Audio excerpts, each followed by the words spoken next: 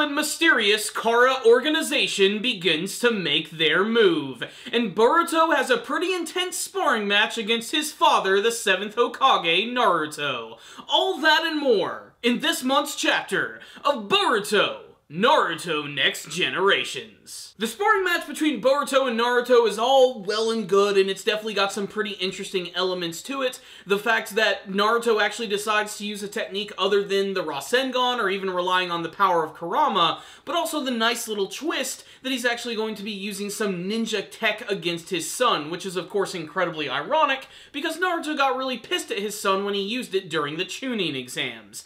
All of this stuff is pretty damn cool. I even like the fact that they were able to create a ninja tech weapon, which is a fake prosthetic hand, which is based on what Momoshiki was able to do, where he could actually absorb a technique and throw it right back at their opponents. And Naruto actually uses it to great effect in this chapter. But even with all of that and the cool ninja action, I think the thing that most people are going to be talking about has got to be the brand new Kara organization, who definitely made themselves known in this episode. Not only did one of them actually get named aside from Shigen, but we also got to see some of their powers, and we even got to learn a little bit more about what their ultimate plan is going to be. The reason that they're actually having this meeting is because apparently their vessel has been stolen, and this could mean a number of different things. It is implied that this is something which is a lot of money, it's something that would allow them to take over an entire country. It could very well actually be Kawaki himself, which is my personal theory, because at the very end of this month's chapter, we get this great shot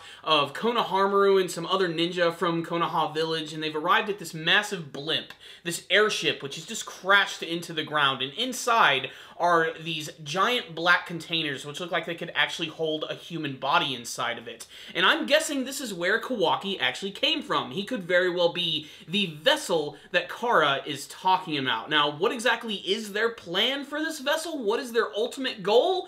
It's still sort of up in the air right here. What we do learn in this chapter is that the Kara organization is made up of a group of different people.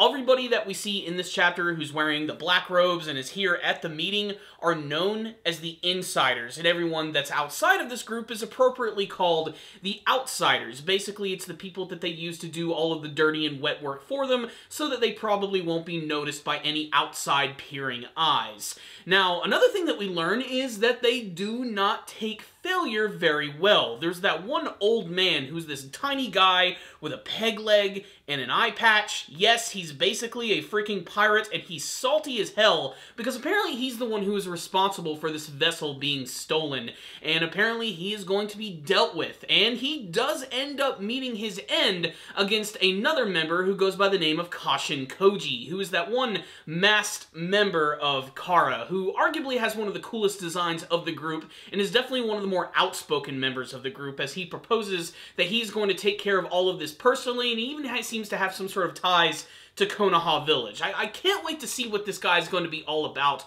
but we finally got to see more of him in action. And before we even get to that, let me just talk a little bit about the actual designs of these characters, because they actually are kind of interesting. They have markings all over their face, and they all seem to be Roman numerals, which are giving them their very own specific number, with the one lone female member of the group having a 1, there's that one super tall buff dude who has the beard who has 3 across his face, and even the leader Shigen seems to have the letter 4 on his cheek. I'm not sure who Kashin Koji, what his number is actually going to be. It could very well be covered up by his giant Char Aznable somewhat mask, but still, he definitely seems like he's going to be one of the members of the group we need to look out for, as he has the most personality that we've seen thus far, and he seems to have a connection to Konoha Village. But what I thought was originally their main hideout was actually just a genjutsu space that was created so that they could have these meetings.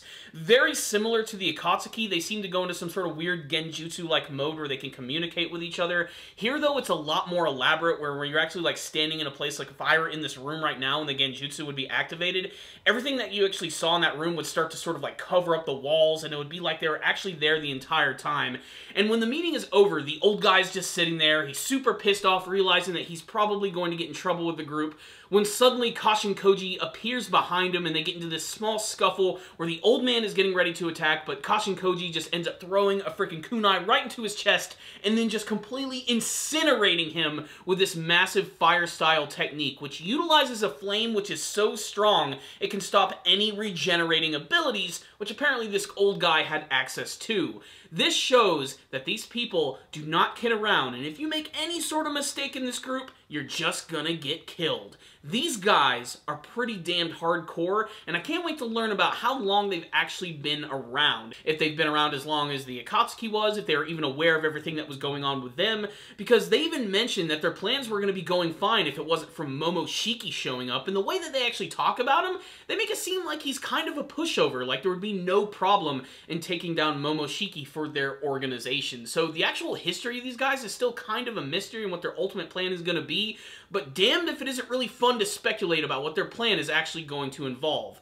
As I said, I'm sure it has something to do with the character of Kawaki, as again, his character did have all of those weird, crazy tattoos all over his arms, on his chest, and maybe we'll actually get to see what sort of connection that has. He almost certainly is going to be the vessel being. He probably even has some sort of connection to the leader of the group, or the de facto leader, known as Shigen, because they do have a lot of similar, like, personality, and even their faces do look kind of similar, but still, it's just all mysterious. What I will say is, these villains are pretty freaking awesome, and I can't wait to see more from them.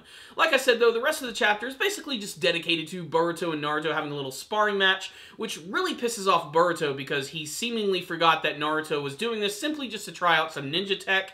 It's something he brought up to him, but he didn't really take that seriously in the battle. And at first they make it seem like Naruto has a new technique where he's able to absorb jutsus, but that's just because of that weird, crazy prosthetic hand that was created specifically for him. Although I loved his resourcefulness in this chapter, how he was able to trick his son, where he gets attacked by Boruto, who combines lightning and water style techniques, and he's about to like hit him with this huge attack. And Naruto uses earth style, which I don't even think we've ever seen him use an earth style technique, and he creates a massive wall, and he sticks that big fake prosthetic hand going through it, which allows him to sneak around and beat his son from behind. This was a really great scene and brought to mind a lot of classic scenes from Naruto, but it's not really reinventing the wheel or anything, but the fact that they keep bringing up ninja tech, and even Kara is mentioning that they have a lot of ninja tech that they themselves actually want to field test, leads me to believe this is going to be a very important element of the series from now on, and we're probably going to see a lot more of that in the future, which is a great way to sort of differentiate this part of the series from the other parts of the series. That, of course, with the new characters and the crazy, weird, mysterious, Illuminati-esque villains. There's a lot to chew on in this chapter and a lot of great things to speculate about, and we got a whole month to do it until the next chapter. So, what's the rundown on this month's chapter of Boruto? Like I said, I think most people are going to be trying to talk about Kara this time and coming up with their very own theories as to what their ultimate plan is going to be. Like I said, they mentioned that this vessel had something to do with some money that was lost, but it probably has something to do with Kawaki or some sort of human who is trapped inside of that weird black box. It looks like something that was designed for a human being to be encased in, and it looks like Konohamaru is going to be the first one from Konoha Village to actually deal with the members of Kara, so this is going to be pretty damned extreme, and it's definitely going to push Konohamaru to his limits, I think, and the prospect of seeing, like, an adult Konohamaru having, like, a really epic battle with some new villains honestly does get me excited, as despite the fact that Konohamaru is one of the cornerstone and big characters of the series, he hasn't really had that many battles, and there's really nothing too distinctive about his overall fighting style, so this would be the perfect opportunity to sort of build him up and show us what an adult Konohamaru can actually do, whether it be just sexy jutsus, Rasengans, or maybe even something completely new, which is really what I'm hoping to see more of from Konohamaru, and a lot from all of the new characters as well. That's always been my favorite thing about this brand new time skip, is that we get to see a lot of new things that are building upon the foundation of all the things that we loved from the original Naruto series, so hopefully we'll get to see more of that. The battle between Boruto and Naruto was okay, like I said. Really nothing special here, but I thought it was really clever how Naruto was able to trick him with that fake prosthetic hand, and the fact that they're actually able to create something like that which can absorb the power of other jutsus, just not throw them back. It's still obvious that they are trying to learn that, and they want to make it something really useful they can use in battle, which could lead to some really cool things that we could see later on in the series.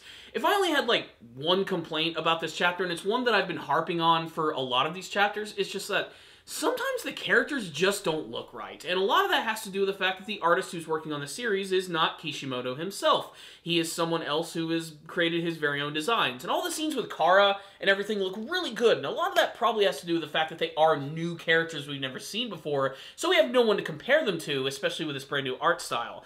But every once in a while, like Naruto's face, or Boruto's face, or even a lot of the other characters who are watching this sparring match, just look a little off, whether it be just the angles or the fact that their faces just look too damn fat. I don't know what it is. The only silver lining to all of this is that eventually when it does get to the anime version, I think it'll actually look better, because the anime version tries to emulate the actual anime series. It looks a lot more like the classic Naruto series that we're all used to, and I do like that. So it's probably going to look a lot better in anime format. That being said, I loved this chapter. I'm very intrigued by Kara. They're definitely the most interesting new villains that we've seen in the series, very much since the Akatsuki, and they have a lot in common with them, but still their overall plan is pretty damned mysterious, and I'm sure they're going to keep it that way for a while, but little by little they're going to start giving us some more information about these guys, and I'm interested to see who that is at the very end of the chapter who's going to be going after Konohamaru. Could it very well be Kashin Koji? Is it going to be one of the outsider members of the group? How many outsiders are there, and how many insiders are there? It's implied there's one other member of the group who did not show up by the name of Amato. Could this actually be that character, or is it just someone else? I'm really interested to learn a lot more about these guys and how they're going to shape the future of the Boruto series, so it seems pretty damned exciting. I loved this chapter, although I have to admit Boruto vs. Naruto was okay at best. Still, this was an entertaining read, which is going to continue to build hype for the new villains in the series. So, I'm going to give this chapter a 4 out of 5. Check it out, Boruto fans! If any of you did watch it, make sure to tell me what you thought about it in the comment section below, and tell me all your theories about the Kara organization, what their ultimate plan is, what exactly the vessel is going to be, and how it's going to tie into the rest of the series. Make sure to tell me all your thoughts in the comment section below. Thank you all again for watching this review. Make sure to stay tuned for the channel for all things Boruto related, whether that be the anime or the manga version, and make sure to share this video with all your friends and give it a thumbs up. It's super easy to do. I'll see you guys next time. And as always, stay damn down, baby.